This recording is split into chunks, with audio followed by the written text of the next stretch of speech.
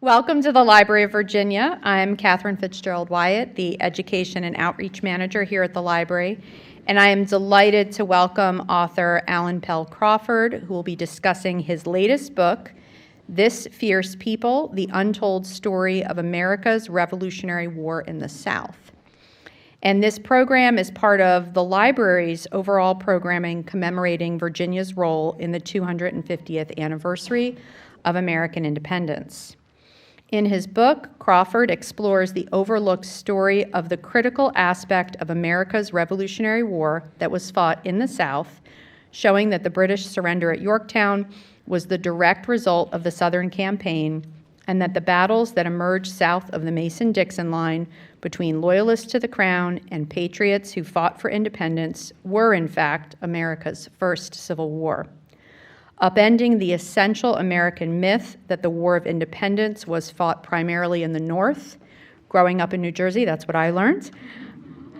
Crawford reveals the misperceptions and contradictions of our accepted understanding of how our nation came to be, as well as the national narrative that America's victory over the British lay solely with General George Washington and his troops. Alan Pell Crawford is the author of 2 acclaimed works of history. His writing has appeared in American History, The Washington Post, and The New York Times. His book reviews appear regularly in the Wall Street Journal, and he lives here in Richmond, Virginia. So without further ado, I'd like to welcome Alan Pell Crawford.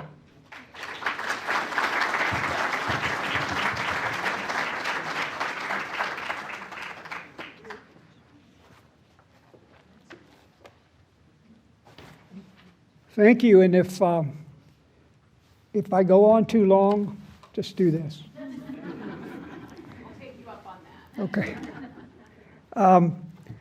The last time I was here, or the first, I've been here several times, even in this room a few times, I believe. The first time I came to do research at the Library of Virginia, I don't even think it was in this building. Is that possible? Yes. I feel like it was across the street. Yep. Okay. At that time, I was living in Alexandria, and most of you have probably been there and know a little bit about it. It struck me when I moved there that the streets are named things like King, Queen, Prince, Princess, Duke, and Royal, which is obviously before the Revolution. We lived down the road from Mount Vernon. We were married at Christ, my wife and I were married at Christ Church, Alexandria. First son was baptized there. And you can even see George Washington's townhouse there, which I just learned recently was demolished in 1855, but rebuilt in 1960. And in the 1990s, that house was rented by Mick Fleetwood, who I was with a band called Fleetwood Mac. So, it was impossible not to get interested in Washington if you're living there. In the Lee family. Both of them both Robert E. Lee and George Washington went to Christ Church, Alexandria. So naturally I got interested in all this stuff, and I developed a lot of misconceptions about the Revolution. In part, I wrote this book to kind of figure all that out and answer my own questions. I read the standard biographies of Washington, which are excellent, and the standard books on the war. And one prominent historian called his book George Washington's War, which, the first time the more I got to know about the war, the more the seemingly straightforward story didn't seem to actually make a lot of sense. It starts with the Boston Tea Party. Then there's Lexington and Concord. Then there's Bunker Hill. Then Washington crosses the Delaware. Then there's Brandywine and Saratoga and Germantown, and then Valley Forge. And after Valley Forge, Yorktown.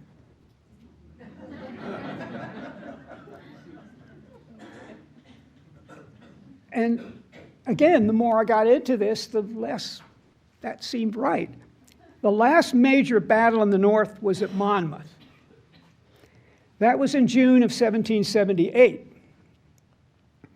The British didn't surrender at Yorktown until October of 1781. That's more than 3 years. So what was I missing? Something else must have happened during that time that actually convinced the British to surrender. And if any of that period is covered in the standard books, often it's relegated to a single chapter in the back called The Southern Campaign. It's almost an afterthought. And there might be the only accounts of the Southern Campaign, for the most part, are from specialists, in some cases hobbyists. And I don't mean that in a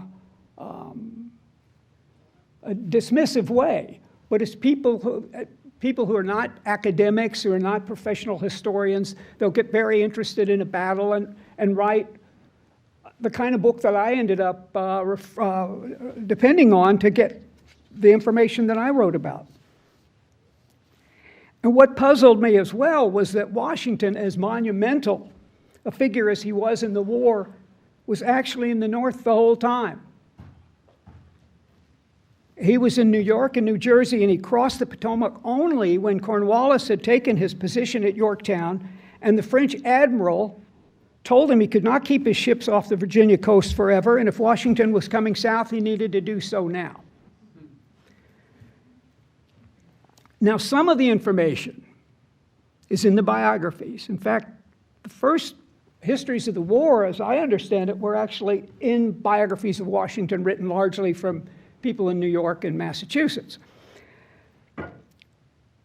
A lot of the information is in places like Light Horse Harry Lee's memoirs and Bannister Tarleton's. Tarleton is a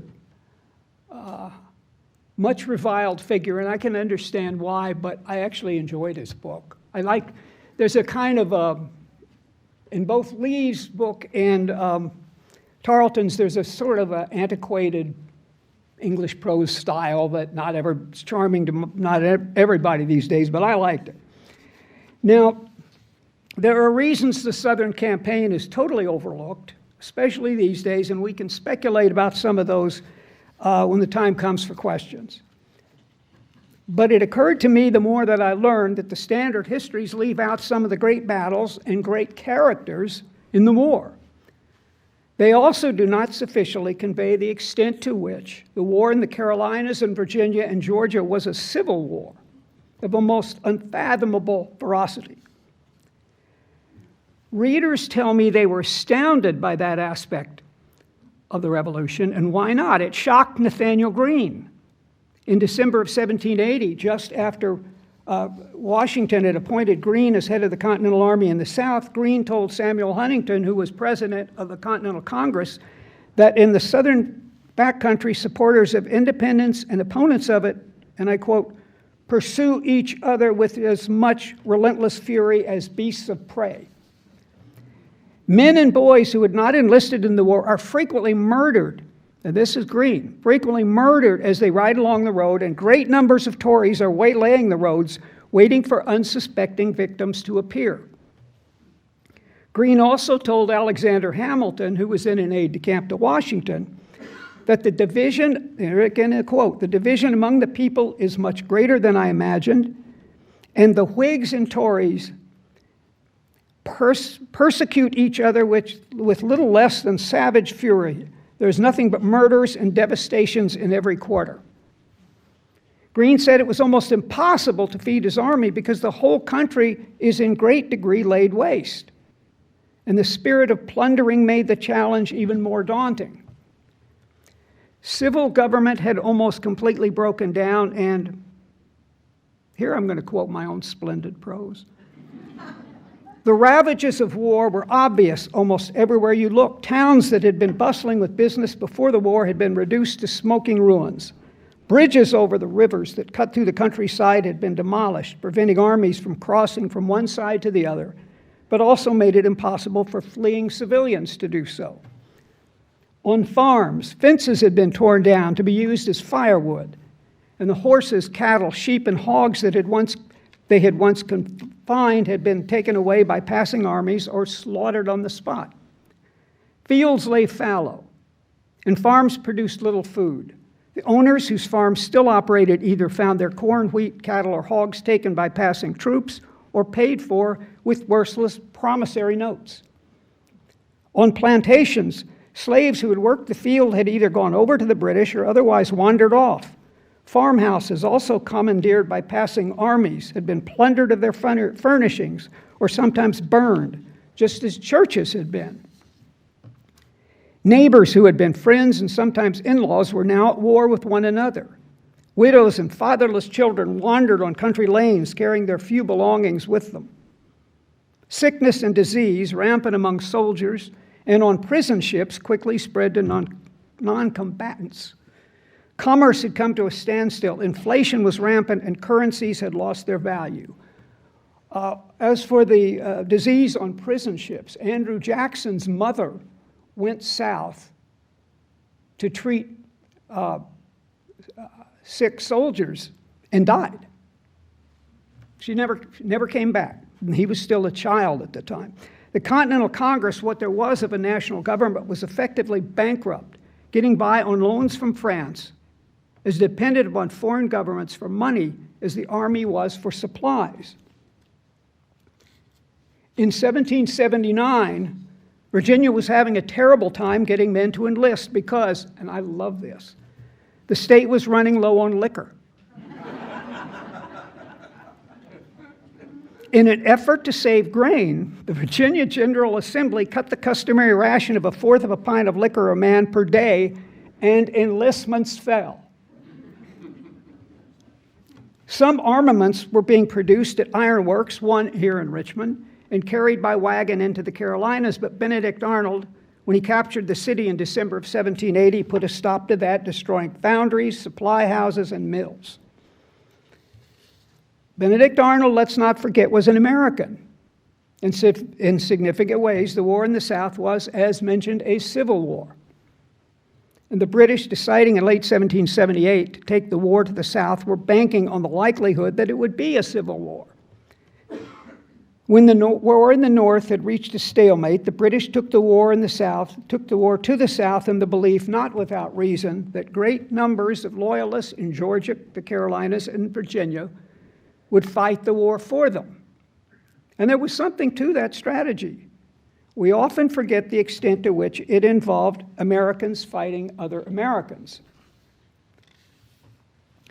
At Kings Mountain in North Carolina in October of 1780, the only man in the battle who was not an American was Patrick Ferguson, a Scotsman who commanded an army of loyalists.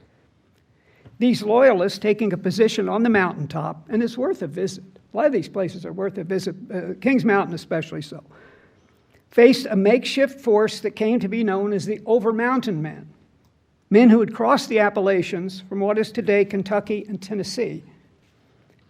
The Over-Mountain Men, who were not part of Washington's Continental Army or part of state militias, this was not uncommon in the war, proceeded to whip the loyalists at Kings Mountain and then went back home. Ferguson had informed Cornwallis that there was no way what Tarleton called this swarm of backwoodsmen could beat him, but they did. Ferguson, who was killed at Kings Mountain, had discovered something that other British commanders would also discover. Now, I love this, the name of this British officer, John Tadwell Watson. Watson said, or Tadwell Watson, said, these Americans will not fight like gentlemen. They fight like savages, eternally firing and whooping around us by night and day, waylaying and popping at us behind every tree. Now, as I say, I had to disabuse myself of a lot of misleading notions in the course of researching this book. And one of them was that the British were unfamiliar with some of the tactics the Americans were using. Imagine a 1990s History Channel reenactment of a Revolutionary War battle. There will be rigid lines of redcoats, right, marching toward hardy American frontiersmen with coonskin caps, hiding behind stone fences. And they're picking off the British with comical ease. But during a fellowship I had at the Boston Athenaeum, I had the privilege of going through George Washington's own books. And in them, I found at least 2 works by British military strategists in which they instructed readers on what one of them, as I remember it, called bushfighting. This involved practices the British had become familiar with during the 7 Years' War. Readers were told how 2 redcoats concealed themselves behind a tree, emerging one at a time to fire his gun while the other ducked back and reloaded. This, as I recall, they referred to as treeing. So the British commanders were not unfamiliar with this way of fighting. The Americans, like those untrained volunteers at Kings Mountain, had just done more of it and were better at it. Because they were untrained and undisciplined, they might have done so out of sheer instinct. Now, I said a few moments ago something that called into question whether this was or was not George Washington's war. And while I had to conclude that in one sense it was not in the conventional way we think of it, in other ways it really was. While it is true that until Yorktown, Washington did not lead troops in the Southern campaign, he did something that I came to regard as even more impressive than that, especially considering the apparent odds against an American victory over what was at that time the most powerful army in the world. And it's tempting to draw some pretty simple-minded leadership lessons from Washington's conduct of the war. Tempting because I think there's great explanatory value in it. Early in the war, Washington told John Hancock, then President of the Continental Congress, that for officers in the Continental Army, he wanted men, much like Washington himself, who were well-established, prosperous, and as Washington put it, activated by principles of honor. Put differently, Washington wanted men who were already leaders in the community, with reputations to uphold. Otherwise, he said, you would have little to expect of them. Washington had no faith in members of militia companies. He wanted professional soldiers, men who were well-trained and well-disciplined.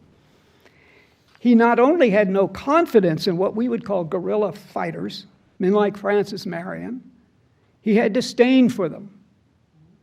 As the war dragged on, however, Washington would come to rely on what we would call self-made men, men such as Nathaniel Greene and Daniel Morgan. He saw what they could do, and his understanding of leadership evolved. In September of 1781, when he chose Greene to replace Horatio Gates as commander of the Southern Army, he was able to offer Greene little or no guidance on how to prosecute the war. And in what for me was the great moment of the whole book, Washington readily admitted it. Uninformed as I am of the enemy's force in that quarter, of our own or of the resources which it will be in our power to command for carrying on the war, Washington told Greene, I can give you no particular instructions, but I must leave you to govern yourself entirely according to your own prudence and judgment and the circumstances in which you find yourself. Washington was well aware, he said, that the nature of the command will offer you embarrassments of a singular and complicated nature, but I rely upon your abilities and exertions for everything your means will enable you to effect. Washington would not presume, in today's parlance, to micromanage the war in the South. It would be up to Greene and to his own officers and to men like Morgan to figure out how to win the war in the South or not. If a strategy was to develop, they would have to determine what it would be and to give it form. Washington had the good sense to delegate authority, again drawing on the language of a later day when the situation required it. And Greene and Morgan and Francis Marion and Light Horse Harry Lee and the others accepted the challenge. Now about Morgan. Nobody even knows for sure where he was born or when, by Morgan's own account, he left home at 17. I think Rhode Island often is given credit. I'm not sure. But I did a podcast recently in which somebody from New Jersey said, no, that's wrong, he's from New Jersey. Morgan had almost no education. He drove wagons for more prosperous farmers. He also drove wagons for British General Edward Braddock in his expedition against the French. And there he met George Washington. It was when he joined a militia company fighting in Canada that Morgan found his true calling, and in recognition of his service, he was promoted to colonel. More than that, Washington saw such promise in this rough character to make sure Morgan got his own command. Washington prevailed upon Hancock to give Morgan his own special corps of 500 men who, exempt from the routine duties of camp life, would operate independently. They would even have their own uniform, if uniform is a proper word for what they were to wear. It occurs to me, Washington told Hancock, that if you were to dress a company or two of true woodsmen in the right Indian style and let them make the attack accompanied with screaming and yelling, as the Indians do, it would have very good consequences, especially if as little as possible was said or known about the matter beforehand. Washington also made sure Morgan's men were equipped with scalping knives. Morgan and his men, as an independent company, but also as regulars, acquitted themselves admirably at Saratoga, and then the action around Monmouth, and later on at Cowpens in South Carolina. Morgan would prove to be a remarkable commander of men and a surprisingly astute tactician. Washington's ability to spot talent and to give talented men the authority to act on their own good judgment reminds me of the orders that Benjamin Cleveland, one of the commanders of North Carolina troops at Kings Mountain, gave his men. "My brave fellows," Cleveland told his troops, "we have beat the Tories, and we can beat them again. They are all cowards. If they had the spirit of men, they would join their fellow citizens in supporting the independence of their country." When you are engaged, Cleveland said, you will not wait from the command from me. I will show you by example how to fight. I can undertake no more. Every man must consider himself an officer and act from his own judgment. Without pushing the point too far here, I would venture to say there's something peculiarly American in what Washington and Benjamin Cleveland told their men, and in this country's understanding of leadership itself. It would be an exaggeration to argue that this made all the difference in the war, but it played a large part. You see it over and over again in the war in the South, in which troops, sometimes with little training and sometimes no official connection whatever to the Continental Army itself, managed, against horrendous odds, to defeat larger and better equipped, better trained forces over and over. The supporters of independence under the command of self-made men managed to turn their weaknesses into strengths and prevail. Maybe this was some evidence of a great insight on the part of the officers, or maybe it was just a recognition of realities. But in any case, it worked. I'm thinking again of Daniel Morgan, when in January of 1781 he faced Tarleton at Cowpens. And great numbers of Morgan's men had never faced enemy fire or, scarier still, enemy bayonets. So Morgan placed the least experienced men in a line far in front of the two other lines of battle-hardened troops. And the night before the battle, Morgan went from campfire to campfire, telling these raw troops, some of them still in their teens, what would be expected of them in the morning. They would take their position, and Tarleton would charge, and they were to fire their weapons, and then they could leave the field. Tarleton would think they were fleeing, that he had routed the enemy, and charge ahead, not knowing he would be charging right into the guns of the second line of experienced soldiers. Long after I had laid down, one of the men recalled, Morgan was going about among the soldiers, encouraging them and telling them that he was going to crack his whip over Tarleton in the morning as sure as they lived. But for that to happen, they would have to do their part. They were not to hold their position at all costs. They were to stand their ground until the redcoats were within 50 paces of their line, then fire once, twice, 3 times if possible, then they could fall back. Morning came, and as one of the soldiers recalled, Tarleton's men came on like a thunderstorm, as if certain of victory. When they had come within 50 yards of Morgan's first line, this soldier said it was pop, pop, pop, and then the whole volley. It seemed like one sheet of flame from right to left. More redcoats fell than anyone could have imagined, and before long, once they had engaged with the second line, as well as those concealed in the woods behind, they, as the soldier said, they immediately took themselves to flight, and they appeared to be as hard to stop as a drove of wild Choctaw steers. Cowpens like King's Morgan was a great victory for the supporters of independence, leading to victory at Yorktown, and in the all too easily forgotten skirmishing that went on in the South for 2 more years after Yorktown. Now, we like to think of the Revolutionary period and the founding of the new nation as a time when great patriotic leaders emerged, and that is true, many did. We're accustomed to look with reverence at Patrick Henry and Thomas Jefferson, for example, but their contemporaries did not. Henry and Jefferson were both regarded as disastrous wartime governors who failed miserably to protect Virginia from the enemy and adequately equip their own soldiers. The state was able to supply weapons for only 1 in 3 or 4 of its militiamen, and at one point Virginia refused to accept its own paper money for payment of taxes. When Jefferson's term as governor ended, the legislature named Thomas Nelson to replace him, and Nelson, who had been a major general earlier in the war. Nelson was a soldier, which Jefferson was not, and given near dictatorial powers as governor, which Jefferson never sought. Jefferson, having done the best he could in impossible circumstances, then packed his family off to Poplar Forest. His political enemies found his departure from Richmond and subsequent movements a rich source of satire. A sister-in-law, John Marshall's, could not contain her amusement. Such terror and confusion you have no idea of, she wrote. Governor, council, everybody's scampering.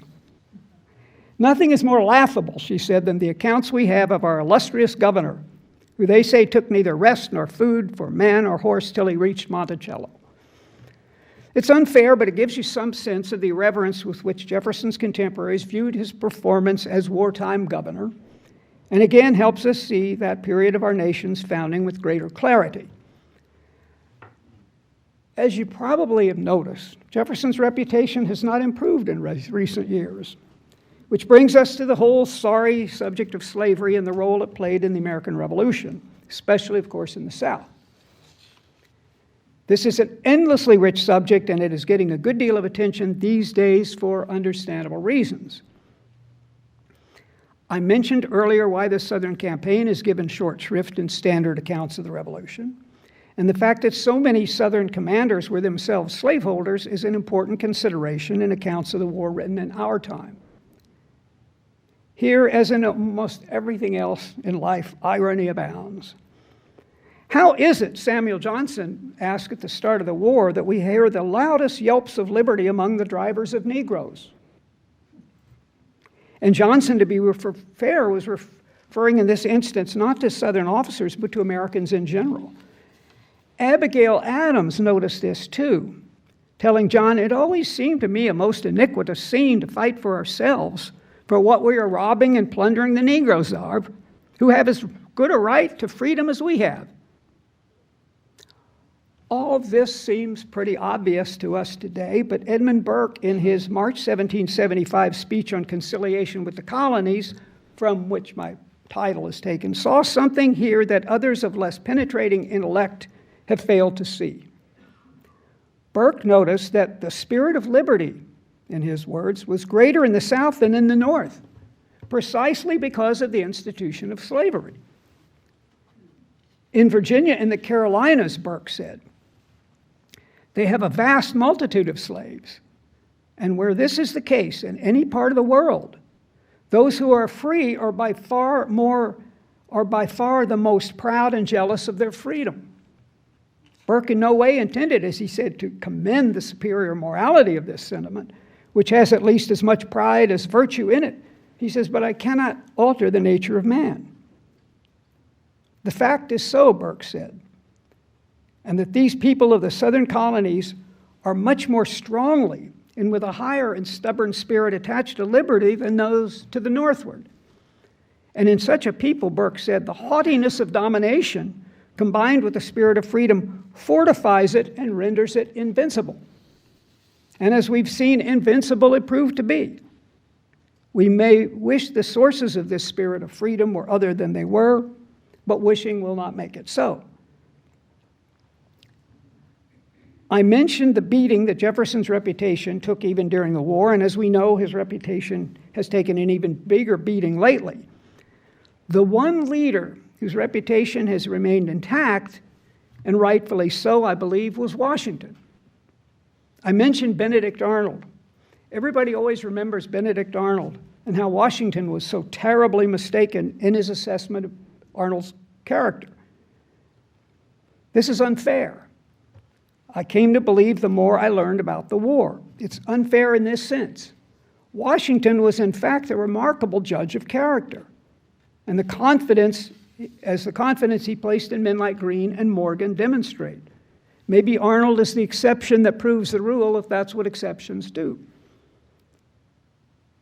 Now, I have been encouraged by the reviews this fierce people has received, and by the response of the general public. I wrote it for the general public, and after all, and not for specialists or academic historians, as much respect as I have for them and what they do. So I was especially gratified by this comment, posted on Facebook by one of my own nephews. He was a resident of New Hope, Pennsylvania, which is about 10 miles north of Washington's Crossing. I don't know who this Alan Crawford is, he wrote, but I'm really hoping this Southern perspective on the American Revolution is full of high-speed car chases and fun banjo songs and good barbecue recipes. Now, I don't think this nephew was terribly disappointed, even if I did neglect to chronicle the little-known Battle of Mayberry and the heroic role played in it by the ancestors of Barney Fife. I'm ready to take any questions. This is a terrifying moment for me because there are people who are said to have an imposter complex. I don't have an imposter complex, I'm an imposter. There are serious historians. I met one gentleman coming in here who's writing an entire book on cowpens. I said, you know vastly more about it than I do, I know. I used to live in Washington, D.C., and I knew a lot of political people, and a few years ago, I got a man I knew back in those days emailed me out of nowhere and got me into some political argument, and I exasperated him at one point, and he said, you are nothing but a foppish dabbler. And I said, John, the word you're looking for is dilettante. So, have at it.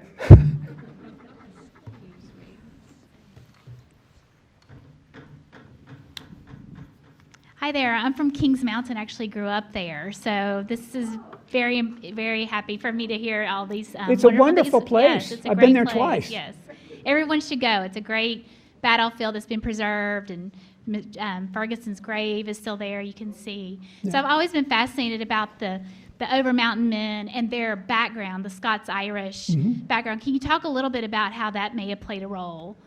Well, you know,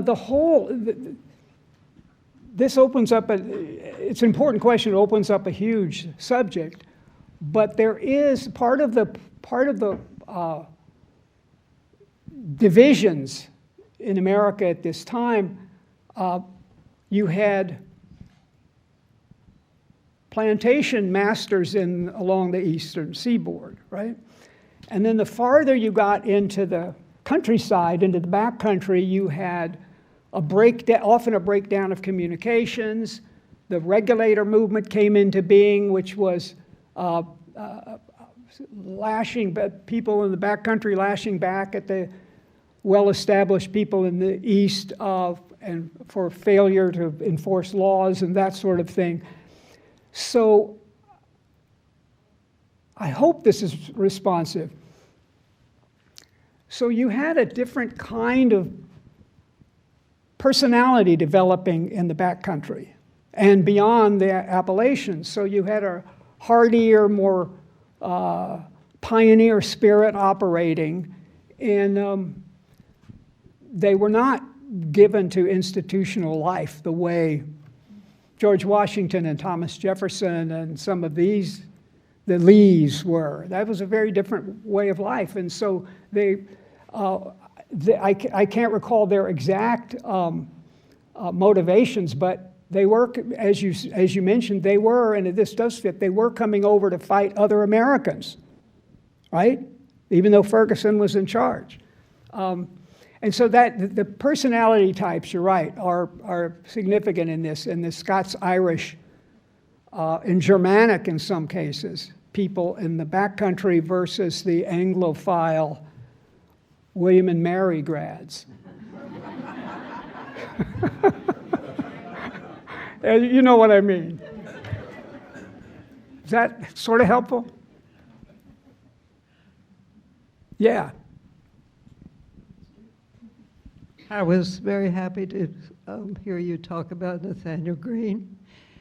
He was really up against it when he got to the South, because after Yorktown, the money was not coming in to support the troops. Right. People thought the war was over. It wasn't over, as you say. It was raging in the South. Mm-hmm. It was terrible, and he had these troops had to be fed, clothed, if possible. And as you dare say covered that in your book. I haven't read your book yet. Good, but, thank you. The fact that there was just almost no money coming to support him. Yeah, and the armies after Yorktown kind of disintegrate, and it's a lot of that kind of guerrilla warfare between families and neighborhoods and that sort of thing. And by the way, speaking of Nathaniel Greene, I did a podcast with Joseph Ellis, who's a real historian and not a foppish dabbler, the other day, and it turns out he and I are both admirers of Kitty Green, which was Nathaniel Greene's wife. And you should look her up. She's fantastic. She should have been the first lady of, I don't know. But she's an admirable, remarkable woman. And her life after Nathaniel Greene died is she helped invent the cotton gin.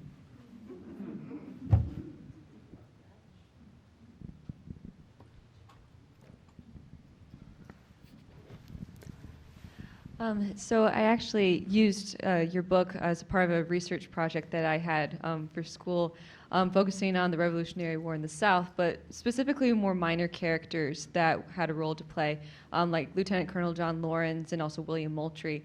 And I was just wondering what was maybe your process for choosing some of the more minor characters, because there's so many of them that could be chosen for their stories to tell, but including some of those in your book, what was your thought process behind that? Well, part of it is just what's available. So if you're a number of, I mentioned the soldiers at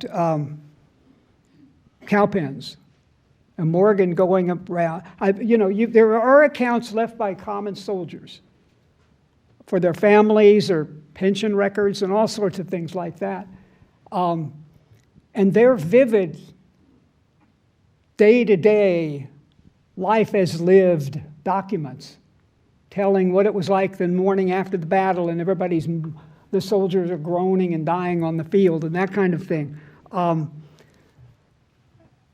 And thankfully, so much is online now that people are always called, I constantly get questions from friends like, whatever happened to that girl that was a cheerleader in our high school? And it takes me like 5 minutes to find her, you know. A lot of this stuff is online now. There are, of course, great repositories like the Library of Virginia and the Virginia Museum of History and Culture. But I had no systematic process.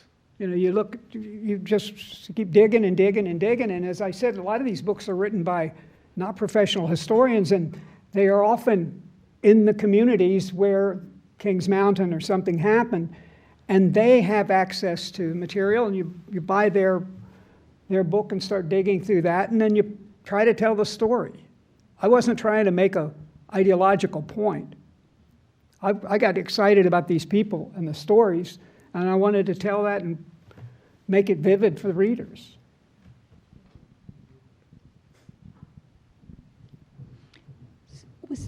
Excuse me, was there a typical demographic in the South for which side of the conflict people chose to fight? And if so, how did that pan out? Like, were the landed gentry for the U.S. or were they Tories or what?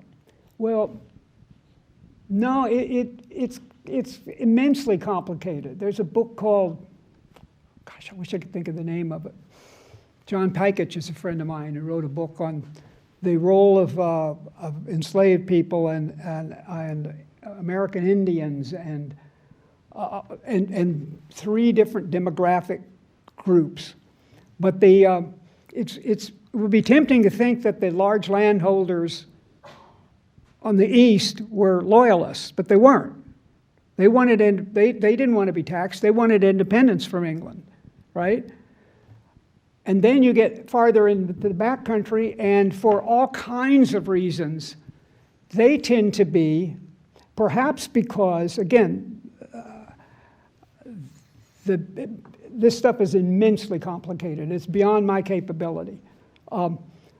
But if you were resentful toward the people who are your superiors in the East, then you might be more likely to fight with the British, which accounts for the army that Ferguson led at Kings Mountain. That's not definitive by any means, but yeah, there are different demographic groups and different ethnic groups and different nationalities, and the backcountry is also settled in large part by people coming down the Great Wagon Road from Pennsylvania. So the settlements are different, and the languages, the dialects are different, and the religions are different, and all of that. So it's a huge role. 3 Peoples, 1 King, I think, is Piketch's book. I recommend it if you want an answer to that question.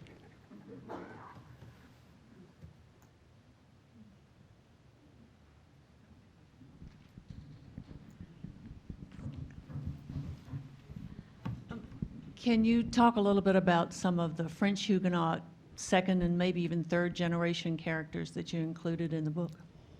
I'm trying to think, who would that have been? Are you thinking of anybody in particular?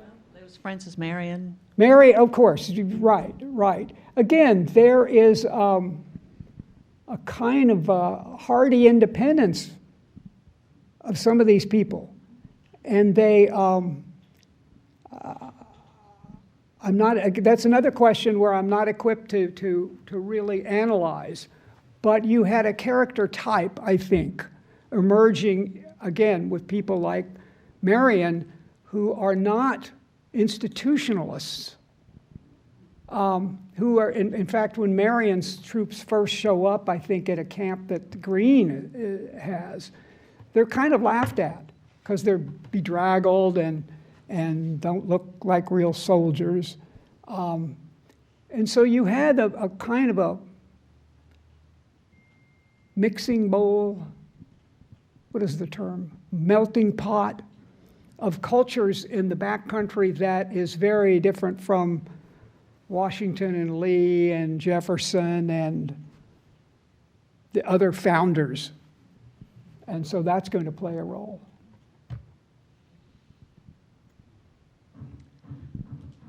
I heard Ken Burns speak last week about his upcoming documentary, The American Revolution, and he showed some few minutes of each episode for about 55 minutes to an hour. He did mention that this was America's first Civil War, Yeah. but most of the episode segments that we saw really focused on things we knew about what happened in the North. And I just wondered if you were interviewed for that, or if you knew anything about whether the content focuses appropriately on what was going on south of the Mason-Dixon. I really don't know, but my guess is, and this will sound more critical than I really wish it did, but with a presentation like that, you're more likely to get an enriching of what we already know than new ideas. Ken Burns is an excellent filmmaker, has done wonderful work, continues to do so. I wouldn't look to him for anything but the conventional wisdom. But he'll tell that story beautifully and could do things. I remember his Civil War series. I haven't seen any of the American Revolution thing. The Civil War series, he could do things visually that other documentary filmmakers weren't doing, and I give him great credit for that. I hope that wasn't too mean. Damned with faint praise. Alan, my interest in this became apparent many years ago because I'm interested in the culture of the American long rifle and what it played in these battles. That's another whole topic. My question to you, and this might be opinion, is the educated people in the North, the Ivy League writers in the mid-19th century, obviously wrote about the Northern conflict. Why do we not have people in the South doing the same thing unless they were lamenting about the old days, in the Civil War era? So. I don't know. It's a great question. There is, again, this is jumping forward a number of years, but from what I'm told, a lot of archival material was destroyed during the Civil War. That doesn't account for why a book wasn't written in 1830. But maybe Light Horse Harry Lee's story it sheds a little light on that. He wrote his vast two-volume or whatever history of the American Revolution and his role in it while he was in debtor's prison. So circumstances might have been harder in the South at this point. I don't think the levels of higher education were what they were in the North at this point. I mean, there was William and Mary, and then then Jefferson started UVA. But I think that there were colleges. You also had the publishing mecca in the North. Yeah, that's right. Good. So, I just wondered if you thought about that, or... I haven't. Now I will. But it's a great question. Why weren't those kind of books coming out of the South? Again, they started out as biographies, and that somebody could have done a biography of Washington from a Southern perspective, but nobody did. I don't know. So, Alan, I'm curious about race. We've got the Virginia militia couldn't get enough people, so they offered a slave and 50 acres or something to sign up for the militia. Virginia was 50% black at the time of the American Revolution. We have an enormous crowd of Africans all over the South.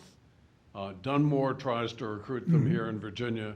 What's going on with this great population of people in the further southern states during the revolution? Well, as you said, Dunmore tried to recruit them. There were efforts to do so. Some ended up on ships.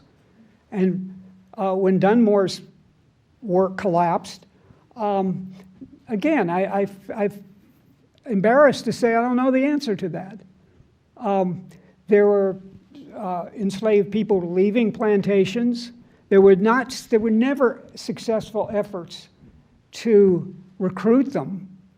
Greene, I believe, wanted to, and Washington discouraged it. It's a great question. Thank you.